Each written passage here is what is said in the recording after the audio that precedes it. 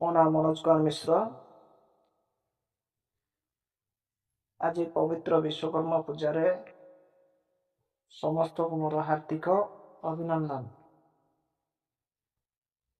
ଆଜି ଆମ୍ଭେମାନେ ଜାଣିବା ଦୈତ୍ୟ ଉଦ୍ଦେଶ୍ୟରେ ଗୋ ପ୍ରଜାତି ବା ଦୁଗ୍ଧ ଉତ୍ପାଦନ ଓ କୃଷି କାର୍ଯ୍ୟ ବ୍ୟବହୃତ ହେଉଥିବା ପ୍ରଜାତି ବିଷୟରେ। ଏମାନଙ୍କୁ ଚାରି ଭାଗରେ ବିଭକ୍ତ କରାଯାଇଅଛି। ଚାରୋଟି ପ୍ରଜାତି ମାନ ବିଭକ୍ତ କରାଯାଇଛି।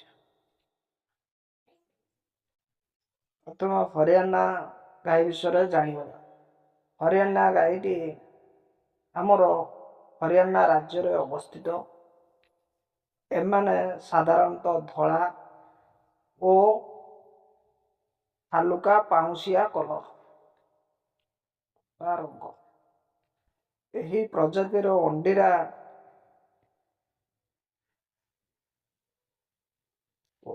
ଅଣ୍ଡିରାଙ୍କର ଓଜନ 400 ରୁ 450 କିଗ୍ରା ହୋଇଥାଏ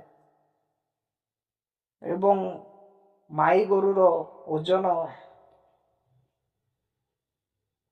320 ରୁ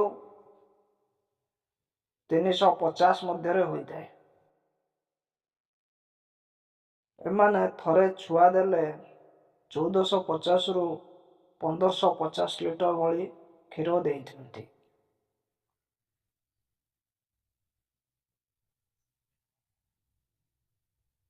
ଆସନ୍ତା କାଲି ଆମେ ଜାଣିବା କାଙ୍କରେଜ ଗାଈ ବିଷୟରେ। ଧନ୍ୟବାଦ। ଆଜି ପାଇଁ ଏତିକି। ମୋ ଚ୍ୟାନେଲଟାକୁ ସବସ୍କ୍ରାଇବ କରିଦିଅନ୍ତୁ, ଲାଇକ୍ ଗୋଟେ କରନ୍ତୁ, କମେଣ୍ଟ କରନ୍ତୁ।